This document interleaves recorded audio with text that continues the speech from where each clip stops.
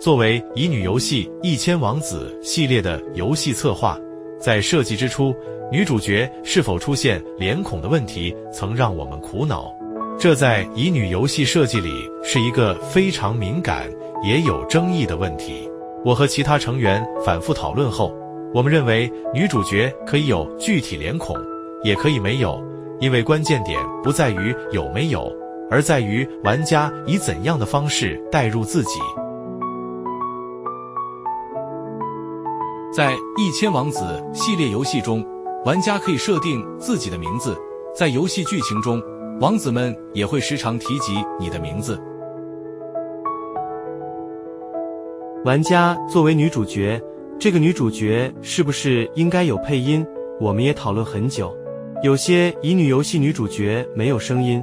虽然意味着玩家可以自己想象带入自己的声音，但是在玩的时候总会感觉到不自然的安静，有点突兀。所以我们还是让女主角有配音，那样在对话中听起来更自然些。你可一定要挺住，不管怎样都要咬牙活下去。为这个世界上那些在乎你、爱你的人，你可一定要挺住。对于是否出现女主角脸孔的问题，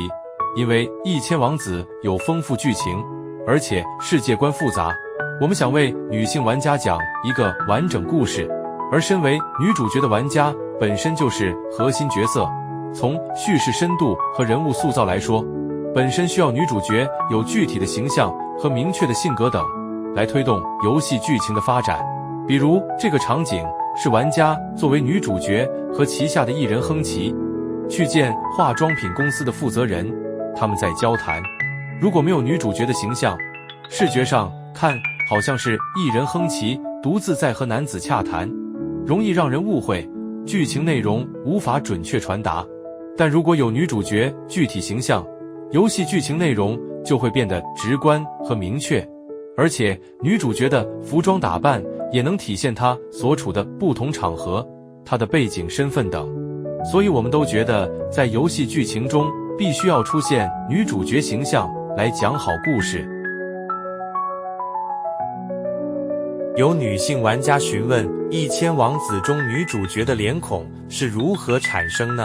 这是使用 AI 生成的虚拟角色脸孔而已，并没有参考某个具体的女性形象。1000王子的团体罗曼史游戏剧情和个人罗曼史游戏剧情都采用上帝视角，玩家会看到女主角的脸孔和具体形象，可能部分玩家会出戏，也容易出现我不喜欢这个女主角的问题。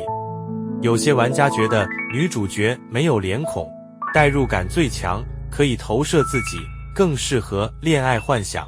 但是剧情表达会受到严重限制，角色性格难以塑造，女主角会变得空洞苍白，没有具体个性。所以我们只在1000王子新增的互动板块王子和我以及为你歌唱采用了这种第一视角模式。在简单有趣的互动小游戏中，女性玩家可以完全代入自己。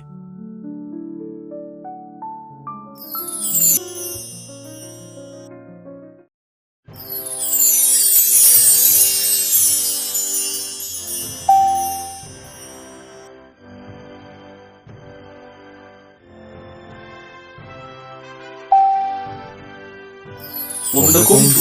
真高兴你来了。你想知道谁才是和你心意相通的王子吗？那么等会儿，请你从5种颜色的玫瑰里选出你最喜欢的玫瑰吧。但是不要告诉我们你选了哪朵玫瑰，让我们用魔法之吻揭晓答案。请你打开这本书吧。比起女主角有没有脸孔这样的表层问题，我们更重视塑造女主角立体可信的人物形象，正面积极的人物品格。希望玩家们能通过1000王子的恋爱游戏感受到强烈的被爱感，以及拥有在面对困境和挫折时勇敢积极地解决问题的勇气和智慧。我们是来自鸭国的游戏工作室，我们希望《1000王子乙女游戏》系列能带给公主玩家们更多美好的体验。感谢大家。